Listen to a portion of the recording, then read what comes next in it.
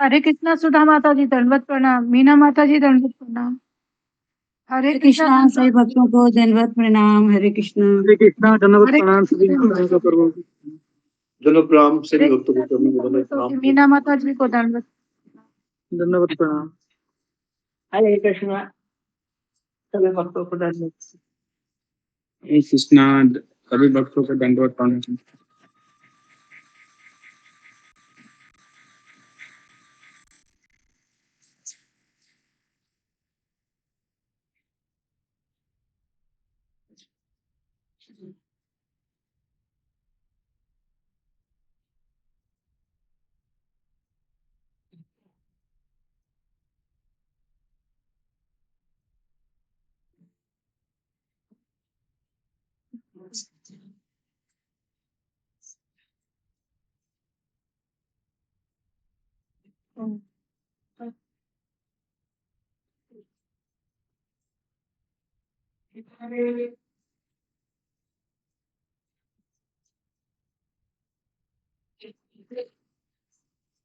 हरे कृष्ण दंडवत प्रणाम।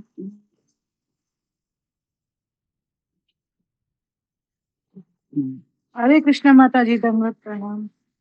हरे कृष्णा सभी भक्तों को दंडवत प्रणाम। हरे कृष्णा माता जी दंडवत प्रणाम। दंडवत प्रणाम प्रभु जी। दंडवत प्रणाम माता जी शुरू कीजिए।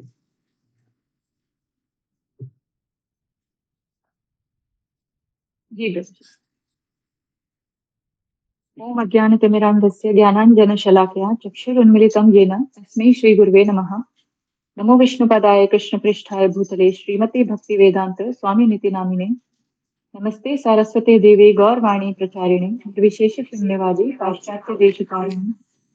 जय श्री कृष्ण चैतन्य प्रभु नित्यानंद श्री अद्वैत गदाधर श्रीवासादि गौर भक्तवृंद। हरे कृष्णा कृष्ण कृष्ण हरे हरे, हरे राम राम राम हरे हरे।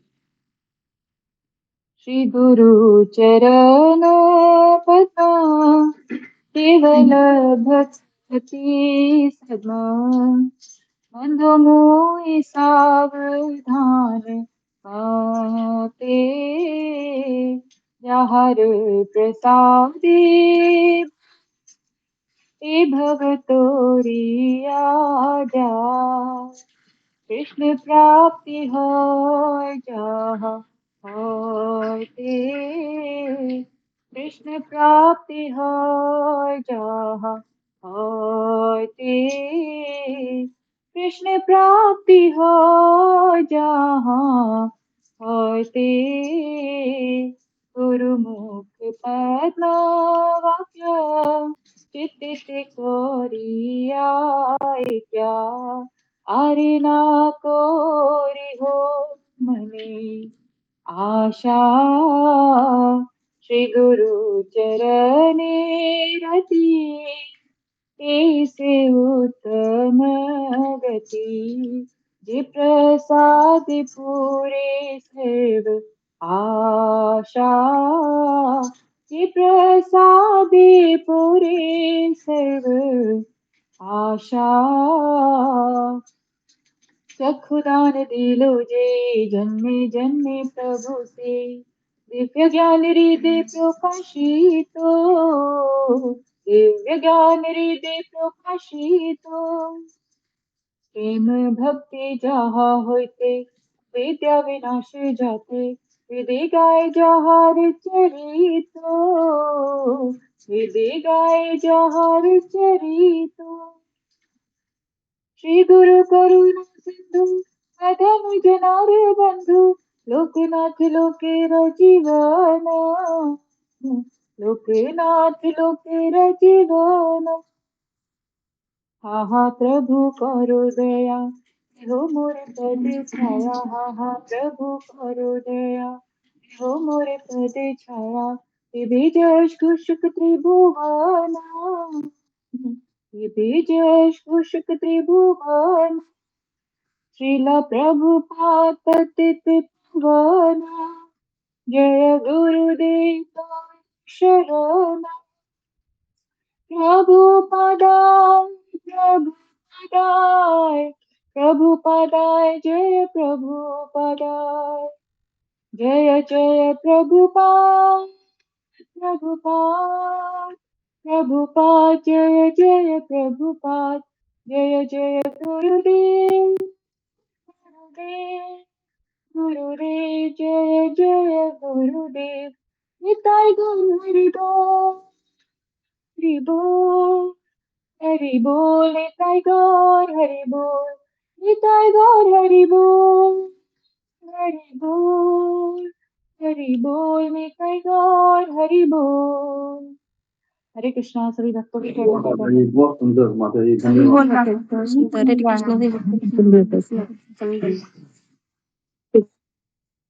हरे कृष्णा सभी भक्तों के चरणों में दंडवत प्रणाम। जी अपना संवाद कर लीजिए। चांदनी माता जी हरे कृष्णा सबके बारे में बताइए। जी प्रभु। जी माता जी। कृष्ण प्रभु जी दंडवत प्रणाम प्रभु जी। जय भक्त हरे जनम कृष्णा सभी भक्तों को दंडवत प्रणाम। प्रभु जी मेरी आवाज आ रही है? हरे माता जी। जी हरे कृष्णा। गुरु जी को दंडवत प्रणाम, सभी भक्तों को दंडवत प्रणाम। कल के सत्र में पहले विशाल प्रभु जी ने परसों के बारे में बताया कि प्रभुपाद जी के गुरु जी के जन्मदिन के बारे में। उसके बाद में गुरु जी जब बताते हैं कि भागवत कक्षा में नियमित उपस्थित रहने से ही निष्ठा का स्तर आता है। निष्ठा का स्तर अनंत निवृत्ति के बाद में मिलता है। जब नियमित सुबह जप करते हैं, प्रभुपाद जी कहते हैं कि निष्ठा के स्तर तक आना ये हमारे हाथ में है और आगे का कार्य कृष्ण करते हैं। जिसको निष्ठा का स्तर प्राप्त होता है उसके हृदय में अटल भक्ति की स्थिति प्राप्त हो जाती है। काम क्रोध और लोभ जब तक परेशान करता है, जब तक निष्ठा का स्तर नहीं आता। अनंत निवृत्ति के बाद में निष्ठा का स्तर आता है, रजोगुण और तमोगुण का प्रभाव चला जाता है, वह सतोगुण में होकर सुखी हो जाता है। प्रभुपाद जी कहते हैं कि भक्ति एक वैज्ञानिक विधि है। इसके लिए जप करना होगा, सेवा देनी होगी और भक्तों का सत्संग करना होगा। गुरु जी बताते हैं कि जो भक्त नियमित 30 साल 25 साल जप करता है, भक्तों का साथ करता है, सेवा करता है, वो निष्ठा के स्तर तक आ सकता है। तभी अनर्थ निवृत्ति होती है। जीवात्मा की स्वाभाविक स्थिति है कि वह आत्मा के आनंद में ही खुश रहता है। अभी हम भौतिक चीजों में ही खुश और दुखी रहते हैं। बहुत से लोग कहते हैं कि भक्ति कर रहे हैं फिर भी इच्छाएं पूरी नहीं होती। प्रभुपाद जी कहते हैं कि आध्यात्मिक आनंद के लिए भौतिक सुखों की तिलांजलि देती होती है। उसके बाद गुरु जी बताते हैं कि सनातन गोस्वामी के पास में शिव जी एक भक्त को भेजते हैं तो वह उनसे पारस मणि मांगता है। सनातन गोस्वामी कहते हैं कि पारस मणि कचरे के डिब्बे में रखी है। तो वह व्यक्ति ये सोचता है कि इससे भी अधिक कुछ मूल्यवान इनके पास होगा। तो वह सनातन गोस्वामी से पूछता है। सनातन गोस्वामी कहते हैं कि पहले इसको यमुना में फेंक के आओ, उसके बाद में मैं तुम्हें दूंगा। तो वह व्यक्ति पहले 10 बार सोचता है, फिर यमुना में फेंक कर आता है। सनातन गोस्वामी कहते हैं कि भगवान तो हमें प्रेम देने के लिए तैयार हैं, पर क्या हम भौतिक सुख छोड़ सकते हैं? उसके बाद सनातन गोस्वामी उसको हरे कृष्णा महामंत्र देते हैं। कल गुरुजी ने एक राजा की कहानी सुनाई थी कि एक राजा ऋषि के पास जाता है। वो बहुत दुखी था। वो कहता था कि मेरे राज्य में मेरे रानी और कोई भी मेरी बात नहीं मानते, वो बहुत दुखी था। तो उससे ऋषि कहते हैं कि तुम अपने राज्य में मूर्ख की स्थापना करो। तो एक व्यक्ति दिन में तारे गिन रहा था। राजा के मंत्री उसको राजा के पास ले जाते हैं। तो राजा उसको मूर्ख नियुक्त करता है और कहता है कि तुम्हें सैलरी मिलेगी और तुम हाथ में डंडा लेकर भ्रमण करना। तो वो इस तरह से सेवा में लग जाता है। कुछ समय के बाद में जब राजा का अंतिम समय आता है तो वो सभी को बुलाता है, कर्मचारियों को और परिवार के लोगों को, कि जिनका भी जो भी हिसाब करना था वो करता है। तो कहता है कि मैं अब जा रहा हूँ। तो वो मूर्ख कहता है कि जहाँ भी जा रहे हो तो आप रानी को लेकर के साथ में जाओ। तो राजा कहते हैं कि मैं जहाँ जा रहा हूँ वहाँ पे ये नहीं जा सकती। उसके बाद में वो मूर्ख कहता है कि आप मुझे ही साथ में ले चलो। तो वो राजा कहते हैं कि नहीं, जहाँ मैं जा रहा हूँ वहाँ पे कोई भी साथ नहीं जा सकता है। मैं तुम्हें सेवा से निवृत्त कर रहा हूँ, उससे पहले तुम्हें ये डंडा दूसरे मूर्ख को देना होगा। तो वो मूर्ख वह डंडा राजा को देता है। राजा कहता है क्या मैं मूर्ख हूँ? तो वो नकाब हटाता है, वो ऋषि का शिष्य था। तो वो कहता है कि जब आपको पता है कि जाना है तो जाने की तैयारी क्यों नहीं की? ये प्रभुपाद जी ने कहानी सुनाई है। मूर्ख वह है जो बूढ़ा होकर भी परिवार में लगा है, घर में रहकर भी विरक्त होकर भक्ति करना चाहिए, ये गुरुजी ने बताया। निष्क्रिय व्यक्ति अज्ञान अवस्था में रहता है, ऐसी अवस्था जब प्राप्त होती है, हमें भौतिक सुख पारसमणि लगते हैं और भक्ति पाने के लिए इनका त्याग करना होता है। इस नष्ट की भक्ति के लिए मूल्य चुकाना है। जो हमारी ज़िंदगी में पारसमणि की जैसी चीज़ें हैं, उन्हें भगवान की भक्ति में लगाना चाहिए या फिर उनसे दूर रहना चाहिए। हमें पता होना चाहिए कि हमारी प्रगति हो रही है या हम ऐसे ही जी रहे हैं। भक्ति में सेवा कोई निष्क्रियता नहीं है। प्रभुपाद जी कहते हैं सेवा करो। और प्रभुपाद जी ने गुरुजी बताते हैं कि एक विदेशी भक्त था, तो प्रभुपाद जी के कहने पे वो सिद्ध बकुल के पास 5 महीने तक 192 माला रोज़ करता था। तो फिर उसको लगा कि मेरा जो भी था इतने दिन का कोटा पूरा हो चुका है। वह अमेरिका के एक पेट्रोल पंप पे काम करने लगा। उसने शादी कर ली। तो गुरुजी पूछते हैं कि उसने भक्ति क्यों छोड़ दी? तो एक माताजी बताती हैं कि उन्होंने भक्तों के साथ में भक्ति नहीं की। अकेले भक्ति में कोई लंबे समय तक नहीं टिक सकता है। गुरुजी बताते हैं कि शुद्ध भक्त की सेवा के बिना माला में क्वालिटी नहीं आती है। उसके बाद गुरुजी ने बताया कि दूध में नींबू को दूध का दही बना देता है। भक्ति में सेवा में 3 गुण का नींबू अगर निचोड़ दिया जाए, तो भक्ति असफल हो जाती है और हमें दही से दूध बनाना अर्थात 3 गुणों की खटास निकालनी है। ओरिजिनल कृष्ण भक्ति का तभी उदय होगा। हम अभी तक हमारी भक्ति अभी तक रजोगुण और तमोगुण की भक्ति है, इसलिए हमें जपा में भक्ति लगती है। अगर हमें कोई भक्त कहे तो हमें कहना चाहिए हम साधक हैं, क्योंकि हम कभी कृष्ण में कभी माया में हैं, जबकि भक्त सदा कृष्ण में रहता है। जैसे ही हम कृष्ण को भूल जाते हैं, तो माया हमें इस तरह से झपट लेती है, जैसे बिल्ली चूहे को झपट लेती है। तो मैंने इतना ही लिखा था प्रभु जी, जो भी गलती हुई हो तो आप लोग मुझे क्षमा करना। हरे कृष्णा, दंडवत प्रणाम। हरि बोल माता जी, बहुत सुंदर, बहुत सुंदर। तो गजब बहुत सुंदर। हरी बोल माता जी, बहुत सुंदर माँ, बहुत सुंदर। बहुत सुंदर माता जी, बहुत भालो।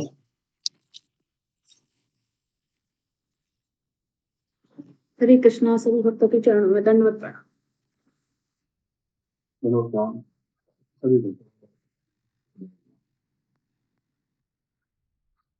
हरे कृष्णा हरे कृष्ण कृष्णा हरे कृष्ण। गुरुजी दंडवत प्रणाम। सभी भक्तों को दंडवत प्रणाम। हरे कृष्णा गुरु दंडवत प्रणाम। हरे कृष्णा हरे कृष्ण कृष्णा हरे कृष्ण। दंडवत प्रणाम, सभी को दंडवत प्रणाम। गुरुजी दंडवत प्रणाम, सभी को दंडवत प्रणाम। हरे कृष्ण। ओम ज्ञानतिमिरन्धस्य ज्ञानाञ्जनशलाकया चक्षुरुन्मीलितं येन तस्मै श्रीगुरवे नमः।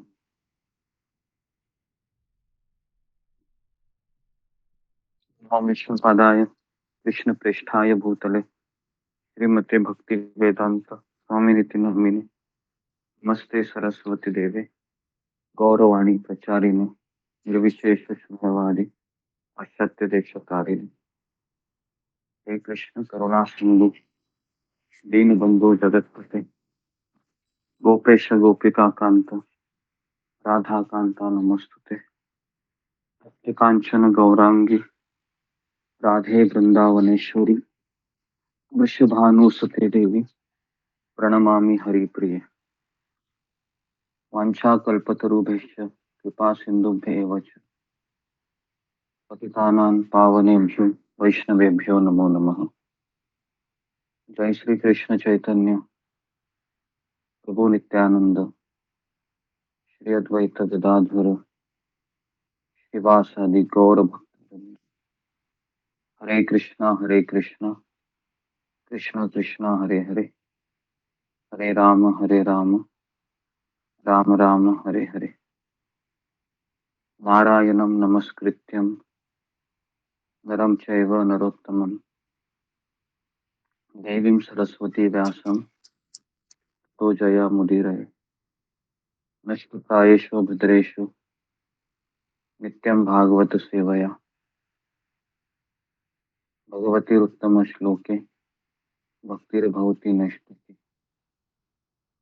कृष्णाय वासुदेवाय देवकी नंदनाय च नंदगोपकुमाराय गोविंदाय नमो नमः।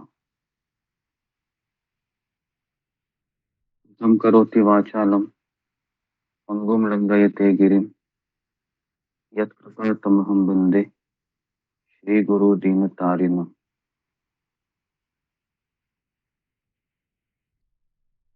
हरे कृष्णा। ओ स्वागत है। प्रणाम है।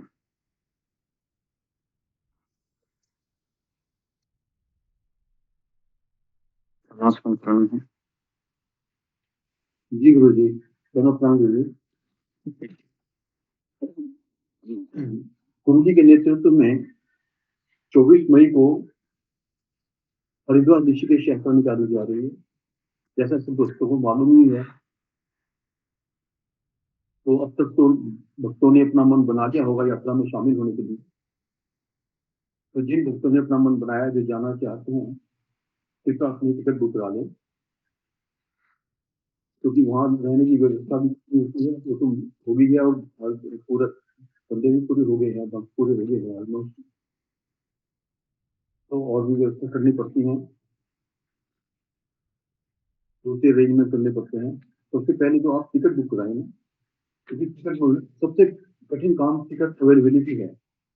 क्योंकि टाइम है, समय है काफी पड़ा हुआ, तो टिकट बुक करा लें, जो आसानी से मिल जाएगी।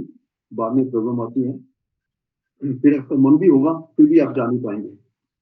सबसे पहला पड़ाव है टिकट बुक करवाना। और 2500 पर हेड है, 2500 रुपये। उसमें आपके रहने की व्यवस्था भी है, ब्रेकफास्ट की है, लंच की है, डिनर की है, सारी व्यवस्थाएं उसके बीच में ही है। थोड़ा मिनिमम रेट है। तो जो भक्त जाना चाहते हैं वे अपनी बुकिंग करा लें और स्क्रीन शॉट हमें गुरु जी को या मेरे को भेज दें, ताकि रहने की व्यवस्था कंफर्म हो। धन्यवाद। हरे कृष्णा। दोनों प्रणाम गुरु जी।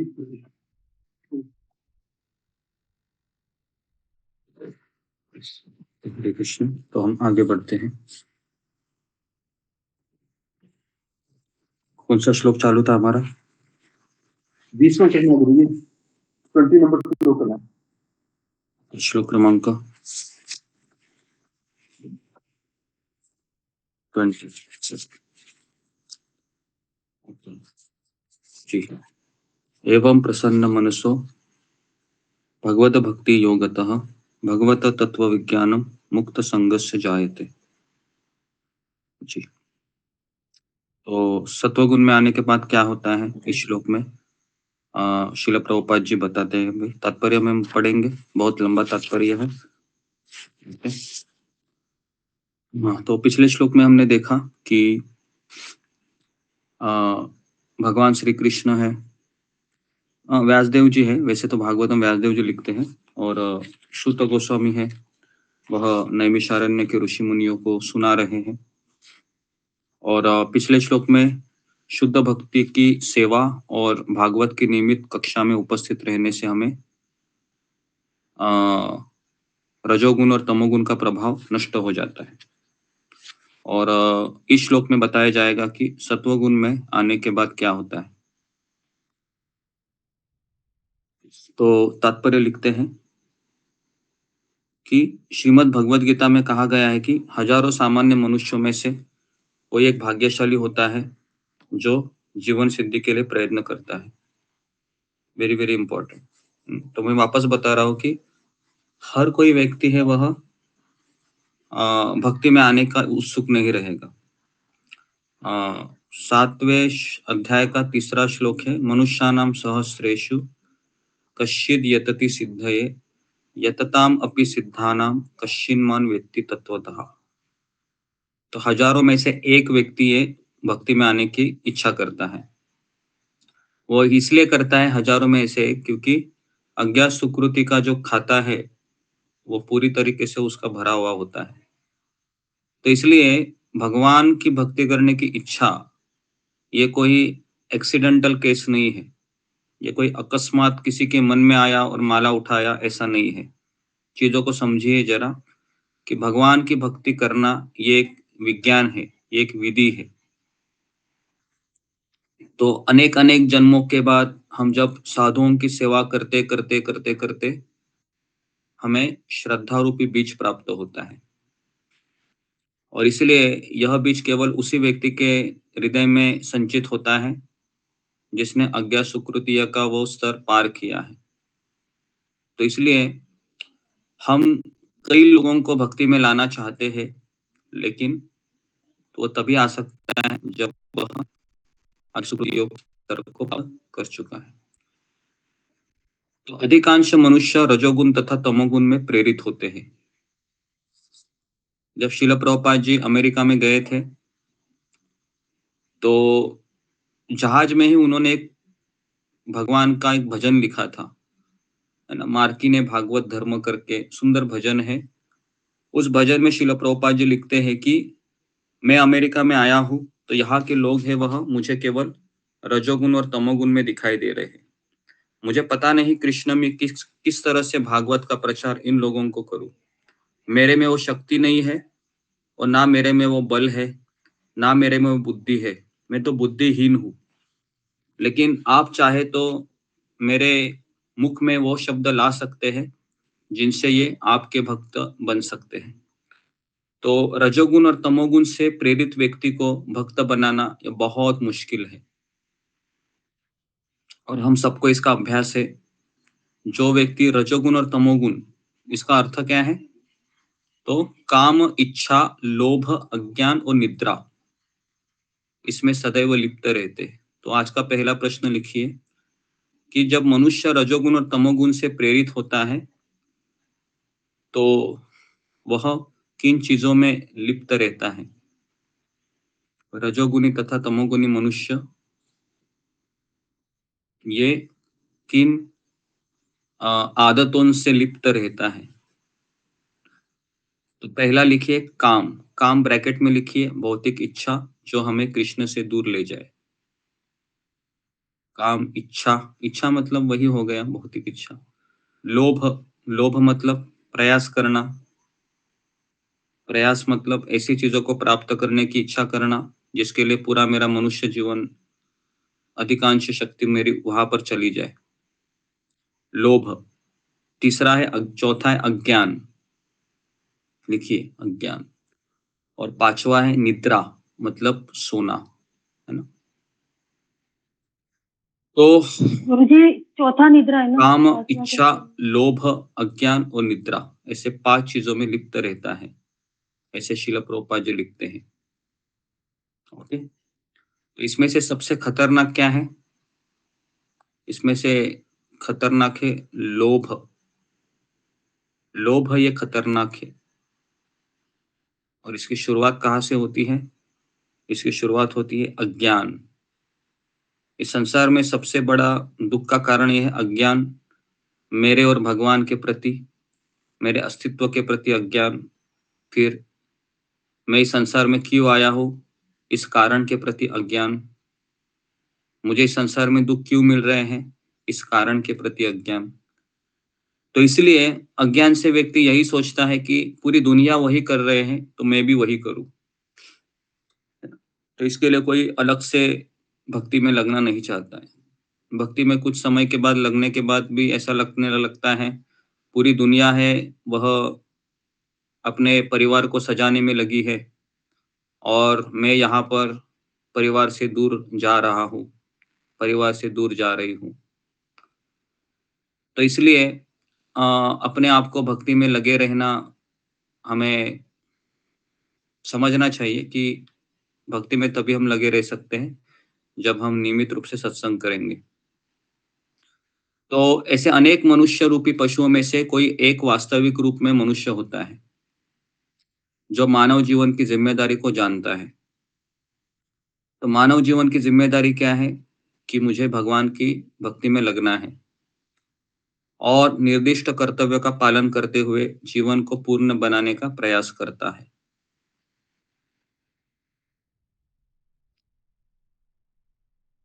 जीवन में इस प्रकार की सफलता प्राप्त किए हुए हजारों व्यक्तियों में से कोई एक व्यक्ति भगवान श्री कृष्ण के विषय में वैज्ञानिक ढंग से जान सकता है। बार बार श्रील प्रभुपाद जी हजारों में से एक व्यक्ति का ही वर्णन करते हैं। तो इसलिए अगर आपके अगल बगल में कोई भक्त है, मान लो जैसे अभी हमारे ग्रुप में 60-70 भक्त आते हैं, तो 70 गुणिले 1000 मतलब हो गया 70,000। तो 70,000 में से भगवान ने 70 लोगों को चुना है। तो ये एक रेशो होता है जिससे हम समझ सकते हैं कि भगवान की भक्ति करना ये कितना दुर्लभ है। तो एक बार एक प्रवचन में मैंने सुना था, it is very easy to become prime minister of America. तो उसमें वो भक्त बता रहे थे कि एक बार बहुत आसान है कि अमेरिका का प्रधानमंत्री बनना, हालांकि वो भी बहुत मुश्किल है, लेकिन भगवान का भक्त बनना और भगवान का भक्त बनते हुए दूसरों को प्रेरित करना, ये बहुत मुश्किल है ना, बहुत मुश्किल है। इसलिए मुश्किल है क्योंकि हम माया के खिलाफ युद्ध का आह्वान करते हैं, तो इसलिए बहुत कठिन है। गीता में भगवान कहते हैं, दैवी हैषा गुणमयी मम माया दुरत्यया, कि मेरी जो दैवी शक्ति है माया देवी, इसको पार करना बहुत कठिन है। मामेव ये प्रपद्यन्ते मायाम एतान तरन्ति ते, लेकिन जो व्यक्ति मुझे शरणागत होता है, मेरे भक्त को शरणागत होता है, मेरी सेवा में लगता है, तो वह इस संसार के समस्याओं को पार कर सकता है, माया को पार कर सकता है। वेरी वेरी इंपॉर्टेंट ये श्लोक है, क्योंकि हम माया को पार नहीं कर सकते।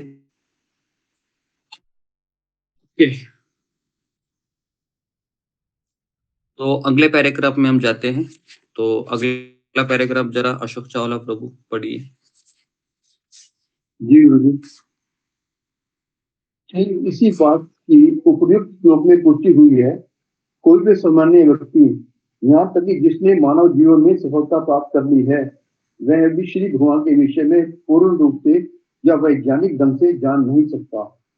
मानव जीवन में सिद्धि तभी प्राप्त होती है जब वह समझ लेता है कि वह पदार्थ की प्रतिफल नहीं अपितु आत्मा है। तो जो ही वह यह समझ लेता है कि उसे पदार्थ से कुछ लेना देना नहीं है, क्यों ही वह भौतिक लालसाएं त्याग देता है और आध्यात्मिक जीव के रूप में जीवन हो जाता है। यह सफलता तभी मिलती है जब मनुष्य रजोगुण तथा तमोगुण से ऊपर उठ गया हो, या दूसरे शब्दों में जब वह योग्यता के आधार पर वास्तविक रूप से ब्राह्मण हो। ब्राह्मण शब्द सत्वगुण का प्रतीक है। अन्य सभी मनुष्य जो सत्वगुण में नहीं है, वे या तो क्षत्रिय, वैश्य, शूद्र होते हैं या शूद्रों से भी अधम होते हैं। उत्तम गुणों के कारण ब्राह्मण अवस्था मनुष्य जीवन की सर्वोच्च अवस्था है। अतः जब तक मनुष्य में कम से कम ब्राह्मण के गुण न हो, तब तक वह भक्त नहीं हो सकता। भक्त अपने कर्म के कारण पहले से ही ब्राह्मण रहता है, किंतु यह उसकी सर्वोच्च परिणति है, परिणति नहीं है। जैसा कि पूर्वार्ध में कहा जाता है, ऐसे ब्राह्मण को वास्तव में दिव्य अवस्था प्राप्त करने हेतु वैष्णव होना होता है। शुद्ध वैष्णव मुक्त आत्मा होता है और ब्राह्मण पद से भी श्रेष्ठ होता है। भौतिक अवस्था में ब्राह्मण भी बद्ध जीव है, क्योंकि ब्राह्मण अवस्था में ब्रह्म बोध तो हो जाता है, किंतु परमेश्वर के भी ज्ञान का अभाव रहता है। मनुष्य को ब्राह्मण अवस्था को पार करके वसुदेव अवस्था प्राप्त करनी होती है, ताकि वह भगवान कृष्ण को समझ सके। परमेश्वर का विज्ञान आध्यात्मिकता के स्नातकोत्तर छात्रों के अध्ययन का विषय है। मूढ़ या अल्पज्ञ मनुष्य परमेश्वर को नहीं जान पाते, इसलिए वे अपनी अपनी समझ के अनुसार भगवान श्री कृष्ण की व्याख्या करते हैं। किंतु तथ्य यह है कि ब्राह्मण अवस्था प्राप्त करने पर भी भौतिक गुणों के कलमश से मुक्त हुए बिना कोई श्री भगवान के विज्ञान को नहीं समझ पाता। जब योग्य ब्राह्मण यथार्थ रूप से वैष्णव बन जाता है, तो वह मुक्ति की प्रबुद्ध अवस्था में यह जान लेता है कि वास्तव में श्री भगवान क्या है। जी गुरु जी, हरे कृष्णा। ओके, तो इसी बात की उपर्युक्त श्लोक में पुष्टि हुई है। कोई भी सामान्य व्यक्ति, यहाँ तक कि जिसने मानव जीवन में सफलता प्राप्त कर ली है, वह भी भगवान के विषय में पूर्ण रूप से या वैज्ञानिक ढंग से जान नहीं सकता। जी, तो श्रील प्रभुपाद जी देखो क्या लिखते हैं कि जिसने मानव जीवन में सफलता प्राप्त कर ली, वह भी भगवान के विषय में जान नहीं सकता। क्यों नहीं जान सकता है? कौन बताएगा मुझे? फिंगर को रेज़ कीजिए। जिसने मानव जीवन में सफलता प्राप्त कर ली, लेकिन फिर भी वो भगवान को जान नहीं सकता। क्या कारण है?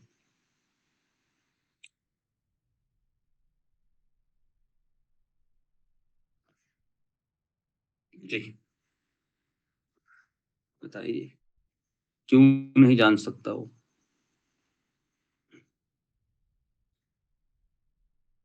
जी,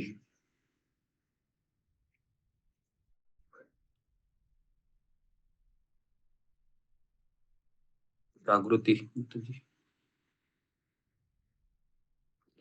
हरे कृष्ण दंडवत प्रणाम जी, सभी को दंडवत प्रणाम। हरे कृष्ण गुरु जी, धन्यवाद प्रणाम गुरु जी, सब भक्तों को मेरे कौन कारण हो सकता है? सब भक्तों को प्रणाम। वो आध्यात्मिक गुरु के सानिध्य में नहीं रहता है, भक्तों के सानिध्य में नहीं रहता है। लेकिन कुछ अभी याद है।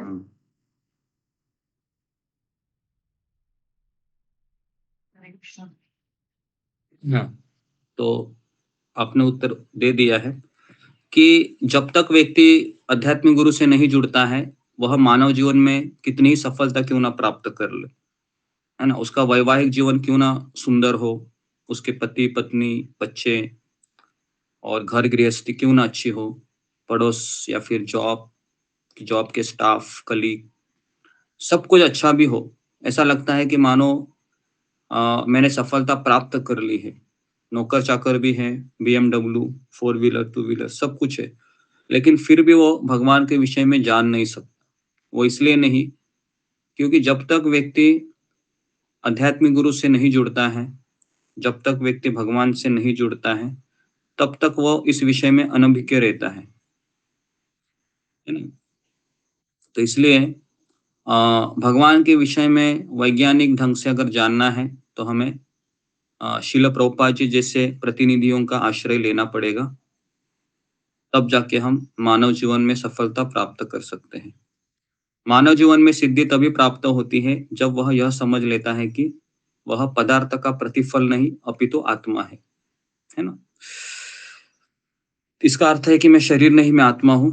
तो ये हमने शब्द कई बार सुना है, कई बार पढ़ा है, लेकिन फिर भी हम इसको समझ नहीं पाते हैं। क्यों नहीं समझ पाते हैं?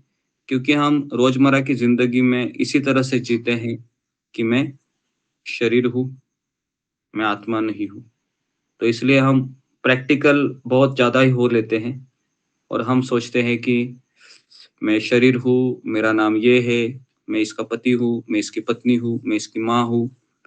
तो कर्तव्य को लेकर हम इसके इतने गहराई में चले जाते हैं कि हम भूल ही जाते हैं कि मैं आत्मा हूँ, शरीर नहीं हूँ। तो इसलिए आध्यात्मिक जीवन का जो केंद्र बिंदु है या फर्स्ट स्टेप है, वही है कि ये समझ लेना कि मैं इस संसार की उपज नहीं हूँ या मैं इस संसार का और मेरा कोई कनेक्शन नहीं है और मैं एक आत्मा हूँ और जब मैं इस आवरण से निकल जाऊँगा, जड़ और सूक्ष्म, तब मैं एक मुक्त आत्मा बन जाऊँगा, है ना? तो जो ही वह समझ लेता है कि उसे पदार्थ से कुछ लेना-देना नहीं है, तो ही वह भौतिक लालसाएँ त्याग देता है।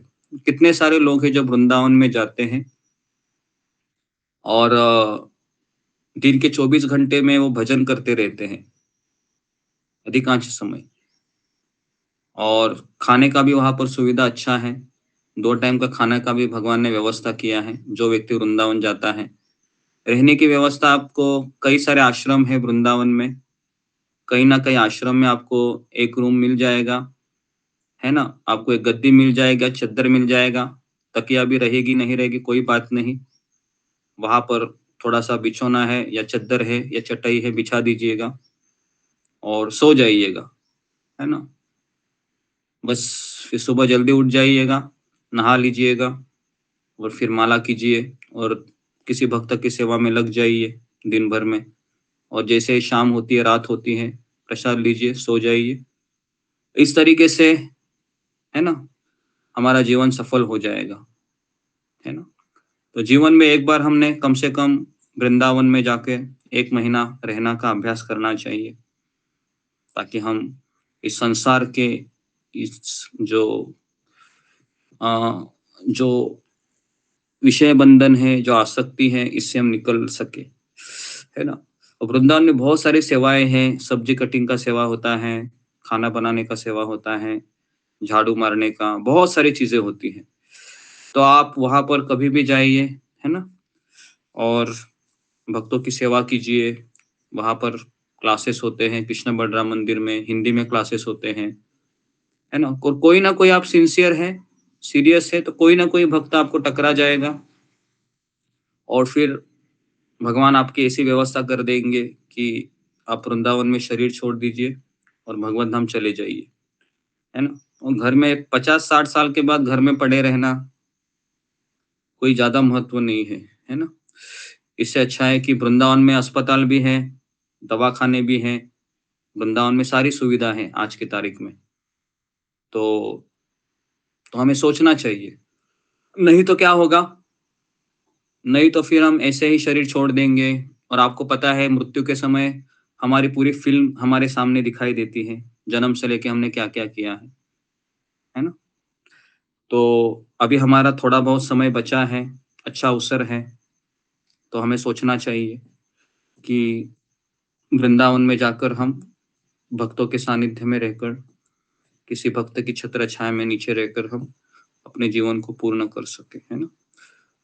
तो इसी को सफलता कहते हैं, है ना। मनुष्य जीवन की सफलता वही है कि किसी भक्त के सानिध्य में रहकर भगवान की सेवा करते हुए अपना पूरा जीवन निछावर करना, जी लेना, और अंतिम समय आने के बाद फिर भगवान को याद करके अपने शरीर को छोड़ देना।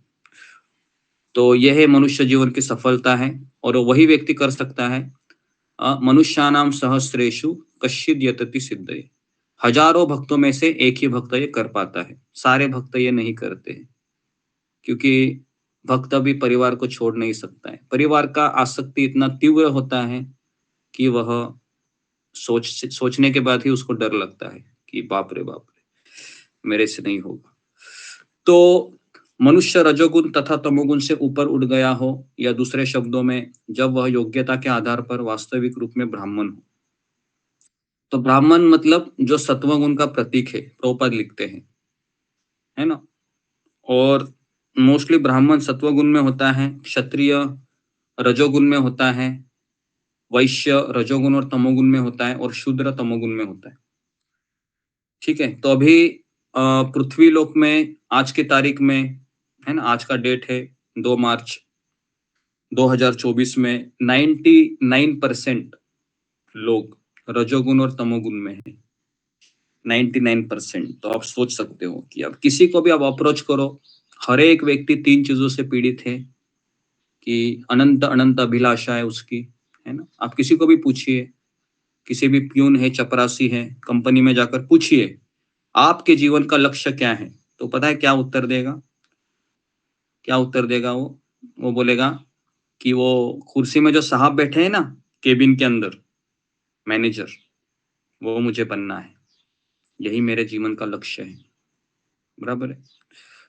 तो रजोगुण और तमोगुणी व्यक्ति इस चीज से अपरिचित है कि मुझे जीवन का लक्ष्य कुछ और है। तो जो ब्राह्मण होता है वो जानता है कि जीवन का लक्ष्य क्या है, लेकिन वह भगवान के निराकार स्वरूप को ही परम सत्य मानकर बैठ जाता है। लिखिए, ब्राह्मण किसकी पूजा करता है? तो ब्राह्मण है भगवान की निराकार रूप में पूजा करता है। ब्राह्मण है वह भगवान की निराकार रूप में पूजा करता है। ठीक है। और अन्य सभी मनुष्य जो सत्वगुण में नहीं है, वे तो क्षत्रिय वैश्य शूद्र होते हैं, या शूद्रों से भी अधम होते हैं। उत्तम गुणों के कारण ब्राह्मण अवस्था मनुष्य जीवन की सर्वोच्च अवस्था है। जी। तो व्यक्ति के अंदर जब गुणों का विकास होता है, गुण मतलब कौन से? तो गुण मतलब सहनशीलता, विनम्रता, धैर्य, ये सारे गुण जब हमारे भीतर होते हैं ना, आज्ञा को फॉलो करना, तब जाके व्यक्ति है वह ब्राह्मण के गुण तक आता है। कोई 50 रुपए का धागा पहनने से कोई ब्राह्मण नहीं बनता है। प्रभुपाद जी हमेशा ऐसे ब्राह्मणों को क्रिटिसाइज करते थे कि वो ब्राह्मण का वो है ना, अभी हमारे यहाँ पर भी बहुत सारे बिहार के लोग हैं, यहाँ पर रहते हैं, इको विलेज में जॉब करते हैं, और सबके शरीर में जनवा है ना, जनेवा कहते हैं, लपेटे हुए है, लेकिन सभी लोग मांसाहार करते हैं, नशा करते हैं। तो इसके लिए यहाँ पर श्रील प्रभुपाद जी लिखते हैं कि योग्यता के आधार पर व्यक्ति ब्राह्मण बनता है। योग्यता क्या है? कि गुणों का विकास। सभी मनुष्य जो सत्वगुण में नहीं है, फिर वो क्षत्रिय है ना। जब तक मनुष्य में कम से कम ब्राह्मण के गुण ना हो, तब तक वह भक्ति नहीं कर सकता। इसको लिखिए जरा, वेरी वेरी इंपॉर्टेंट है। जब तक मनुष्य में कम से कम ब्राह्मण के गुण ना हो, तब तक वह भक्त नहीं हो सकता। बहुत स्ट्राइकिंग स्टेटमेंट है प्रभुपाद जी का, है ना जी। तो इसलिए अगर हम गुस्सा करते हैं, ईर्ष्या करते हैं, भक्त समुदाय में रहकर इतने प्रवचन सुनकर भी हम भक्तों की निंदा में भाग लेते हैं, तो फिर हमारा कुछ नहीं हो सकता। तो इसलिए जब तक मनुष्य में कम से कम ब्राह्मण के गुण ना हो, तब तक वह भक्त नहीं बन सकता। Very very important. तो इसलिए अगर हमारे में विनम्रता नहीं है, सहनशीलता नहीं है, और हम माला किए जा रहे हैं, तो क्या होगा फिर? सोचने पे हम मजबूर कर देता है प्रभुपाद जी का ये स्टेटमेंट कि मेरे में सहनशीलता नहीं है, मैं आज्ञा को फॉलो नहीं करता हूँ, बस क्लास में आता हूँ, सुनकर चला जाता हूँ, तो फिर कैसे मेरे अंदर गुण विकसित होंगे? है ना। सोचना चाहिए हमें कि मुझे ब्राह्मण के गुण कौन से हैं। तो 12वें अध्याय में भगवान 12वें अध्याय के गीता के, मुझे लगता है कि 12.12 से लेके 12.20 तक भगवान श्री कृष्ण अर्जुन को ऐसे गुणों के बारे में बताते हैं, है ना। उसमें तितिक्षा, कारुणिका, दया, क्षमा, बहुत सारे गुण हैं। तो इन गुणों का विकास हमें करना चाहिए, नहीं तो हम कभी भक्त नहीं बनेंगे। ओके। भक्त अपने कर्म के कारण पहले से ब्राह्मण रहता है, प्रॉपर लिखते हैं। भक्त अपने कर्म के कारण पहले से ब्राह्मण रहता है। क्यों? क्योंकि वो कर्म है वो भगवान की संतुष्टि और गुरु की संतुष्टि के लिए करता है। प्रभुपाद जी हमेशा बताते हैं कि जो व्यक्ति अपनी 16 माला का जप कर रहा है, नियमित रूप से सत्संग करता है ना, तो वह कदापि बद्ध जीव नहीं हो सकता, वो मुक्त आत्मा है ना। जब भी एक बार श्रील प्रभुपाद जी लंदन में गए थे, और लंदन के एयरपोर्ट में रिपोर्टर ने उनको पूछ लिया कि आप इस्कॉन के फाउंडर आचार्य हैं, तो बताइए कि आपकी संस्था में कितने शुद्ध भक्त हैं। तो श्रील प्रभुपाद जी ने तमाल कृष्ण महाराज को पूछा कि तमाल, हमारे संस्था में कितने भक्त हैं? तो तमाल कृष्ण महाराज ने कहा कि हमारी संस्था में कम से कम अभी 10 से 15,000 भक्त हैं जो माला करते हैं। तो प्रभुपाद ने बिना किसी संकोच से तुरंत उत्तर दिया, हमारी संस्था में 15,000 शुद्ध भक्त हैं। और रिपोर्टर ने भी नोट किया, वो तो कोई भक्त नहीं था। उसने कहा ठीक है, बहुत अच्छा है। लेकिन तमाल कृष्ण महाराज है इस उत्तर से परेशान हो गए। तो तमाल कृष्ण महाराज वहां पूछ नहीं सकते हैं, तो प्रभुपाद जी 4 व्हीलर में बैठे एयरपोर्ट से मंदिर चले गए, और फिर मंदिर में आने के पश्चात तमाल कृष्ण महाराज पूछे श्रील प्रभुपाद जी से कि प्रभुपाद जी, आपने वहां पर रिपोर्टर को ऐसा क्यों बताया कि हमारी संस्था में 15,000 शुद्ध भक्त हैं, क्योंकि हम तो सब बहुत ही अपनी अपनी इच्छाओं को लेकर परेशान हैं। कभी कभी हम गुस्सा होते हैं, कभी कभी लोभ हमें फंसाता है। तो क्या बोले प्रभुपाद जी? प्रभुपाद जी ने बहुत सुंदर उदाहरण दिया। ये हम सबके लिए है। इस उदाहरण को आपको याद भी है, लेकिन हम भूल जाते हैं।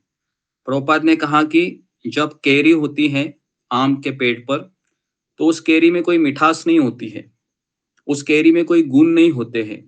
अगर वो केरी कोई खाएगा तो खा भी नहीं पाएगा, फेंक देगा वो, है ना? तो लेकिन अगर वही केरी जब आम के पेड़ पर लगी रहेगी तो क्या होगा? समय के प्रभाव से धीरे धीरे धीरे केरी का आम बनना निश्चित है।